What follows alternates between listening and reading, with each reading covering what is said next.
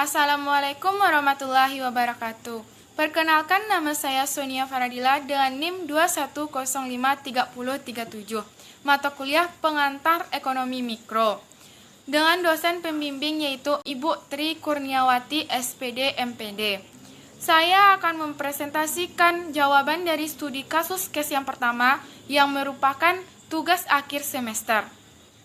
Baik, yang di slide kedua yaitu saya akan membahas keterkaitan antara kelangkaan, opportunity cost, marginalisme, dan pasar yang efisien yang berkaitan dengan kasus BBM. Yang pertama yaitu kelangkaan. Kelangkaan adalah kondisi di mana kita tidak mempunyai cukup sumber daya untuk memuaskan semua kebutuhan kita. Dengan singkat kata, kelangkaan terjadi karena jumlah kebutuhan lebih banyak dari jumlah barang dan jasa yang tersedia. Adapun ciri-ciri kelangkaan yang pertama yaitu tidak adanya sumber daya yang cukup atau barang dan jasa yang terbatas. 2. Keinginan atau kebutuhan manusia tidak terbatas. 3. Jumlah alat pemuas kebutuhan yang sangat terbatas. 4. Harga permintaan yang melambung tinggi.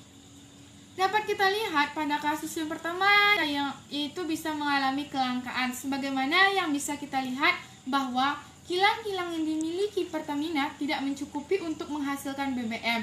Oleh karena itu terjadi kelangkaan karena permintaan konsumen yang dari. Yang kedua yaitu opportunity cost. Opportunity cost adalah kemunculan biaya atau risiko karena manusia memilih mengorbankan sesuatu hal demi mendapatkan hal lain. Adapun ciri-ciri dari opportunity cost, yang pertama yaitu biaya peluang biasanya merupakan suatu kebutuhan sekunder. 2. Pengambilan keputusan biaya peluang tergantung pada tujuan dan situasi. 3. Memiliki banyak kemungkinan terkait.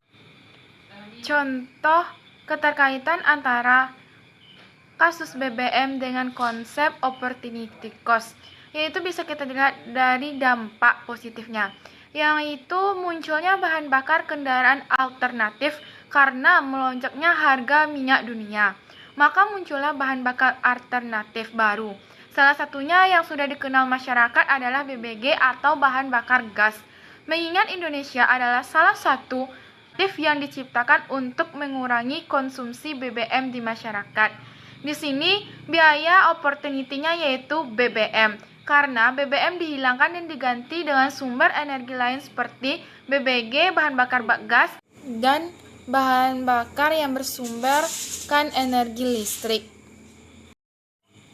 Yang ketiga yaitu konsep marginalisme.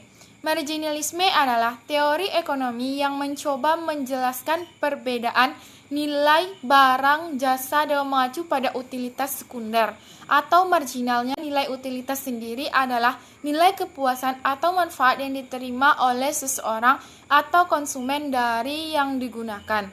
Jika tingkat kepuasan konsumen dari suatu barang tinggi, maka semakin tinggi pula daya guna dari barang tersebut. Misalnya saja pada kasus 1 di atas, yang mana produk BBM merupakan kebutuhan sekunder, namun BBM menjadi prioritas di kalangan masyarakat. Karena BBM dengan adanya BBM, maka kendaraan baik itu motor maupun mobil bisa bergerak dan bisa menunjang aktivitas masyarakat dalam kehidupan sehari-hari. Keterkaitan lainnya yaitu kebijakan pemerintah dalam mengurangi monopoli Pertamina, mengurangi subsidi, dan menghapuskan BBM. Pasar yang efisien dengan kondisi BBM di Indonesia saat ini adalah Pertamina. Merupakan suatu pasar monopoli yang mana tidak tergolong pada pasar persaingan sempurna.